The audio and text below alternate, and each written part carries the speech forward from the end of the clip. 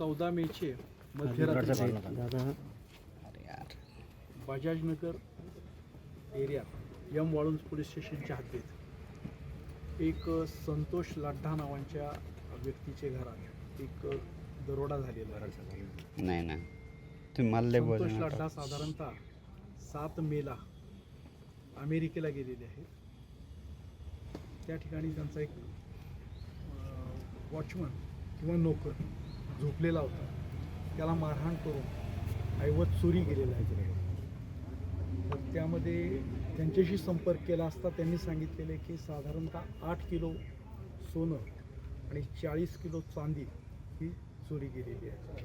परंतु आम्ही त्याच्यानंतर हाऊस सर्च घेतला असता त्यामध्ये साधारणतः आम्हाला 2.5 किलो सोनं आणि 8 किलो चांदी मिळून आलेली आहे. एक्झॅक्ट अजून फिगर माहिती नाही आहे, हे अंदाजे आहे.